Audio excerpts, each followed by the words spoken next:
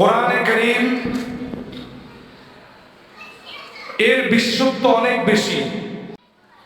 কোরআনে কারীম হলো এই সাত আসমান সাত জমিনের মাঝে মধ্যবর্তী স্থানে যা কিছু রয়েছে সমস্ত কিছুর মধ্যে সবচেয়ে উত্তম সবচেয়ে শ্রেষ্ঠ হলো এই কোরআনে কারীম। বলেন সুবহানাল্লাহ। এই কোরআনে কারীমকে আল্লাহ তাআলা বিশ্বায়িত করেছেন।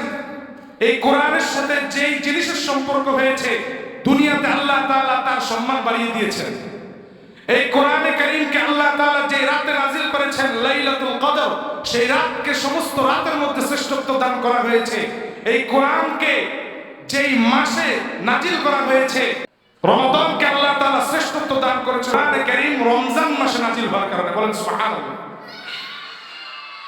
শুধু তাই নয়, এই কোরআনের সাথে সম্পর্ক রয়েছে হযরত আদম আলাইহিস সালাম থেকে খাতামুন নবিয়্যিন মুহাম্মদুর রাসূলুল্লাহ পর্যন্ত লক্ষাধিক পয়গম্বর এসেছেন।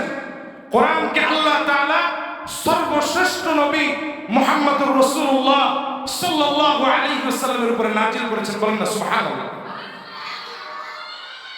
এই কোরআনের মর্যাদা এত বেশি, অন্যান্য সকল নবীর উম্মতেরা অপেক্ষা করবে, কিন্তু এই কোরআনের মর্যাদায় সম্মানিত হয়ে মুহাম্মদুর রাসূলুল্লাহ সাল্লাল্লাহু আলাইহি ওয়াসাল্লামের উম্মতেরা সর্বপ্রথম জান্নাতে প্রবেশ করবে। বলেন না সুবহানাল্লাহ। এই জন্য এই দুনিয়াতে এই কোরআনকে যারা সিনায় ধারণ করবে আল্লাহ তাআলা শুধুমাত্র দুনিয়াতে নয় আখিরাতেও তাকে সম্মানিত করবেন। বলেন সুবহানাল্লাহ। এই কোরআনে কারীমের উসিলায় আল্লাহ তাআলা তাকে যেভাবে সম্মানিত করবেন, তার উস্তাদকেও সম্মানিত করবেন, তার পিতামাতাকেও সম্মানিত করবেন, তার সমস্ত গুরুজনদেরকেও এই কোরআনের উসিলায় আল্লাহ তাআলা তাদেরকে সম্মানিত করবেন। বলেন না সুবহানাল্লাহ। দুনিয়াতে সম্মান দিয়ে দিয়েছেন আর আখিরাতে দিয়েছেন পাওয়ার। এই কোরআন যে অর্জন করবে, যে হিফজ করবে, যে পুরা 30 পারা নিজের ভিতরে সংরক্ষণ করবে, আল্লাহ তাআলা তাকে দালিলিকভাবে সার্টিফিকেট দিয়ে দেয় যে জাহান্নাম ওয়াজিব হয়ে যায় এমন 10 জন ব্যক্তিকে সে চাইলে জান্নাতে নিয়ে যেতে পারবে। বলুন না সুবহানাল্লাহ।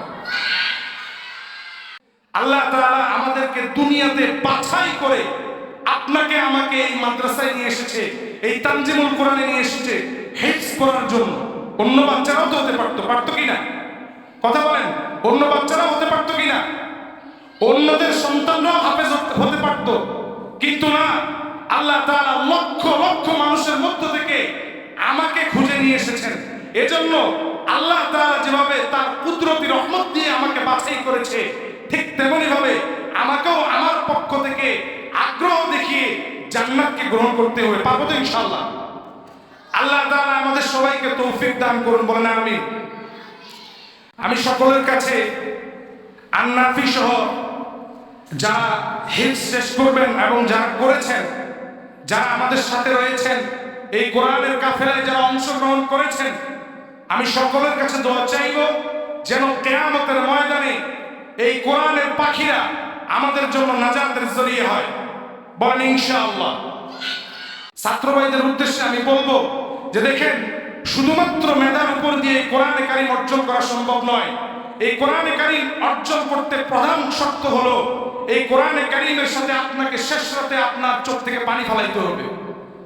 এই কোরআনে কারীমের সাথে আপনার শর্ত হলো আপনাকে মিথ্যা কথা বলা যাবে না, আপনার গুনাহ করা যাবে না, আপনার পিতা মাতার সাথে আপনার সদ্ব্যবহার করতে হবে, আপনার উস্তাদের আদব আপনাকে রক্ষা করতে হবে। তাহলে এই কোরআন আপনার ভিতরে খুব সহজেই আপনি অর্জন করতে পারবেন। আল্লাহ তাআলা আমাদের সকলকে এই ছড়ানো ছিটানো মুফিদ কথাগুলো আমল করার তৌফিক দান করুন। সকলে বলি আমিন।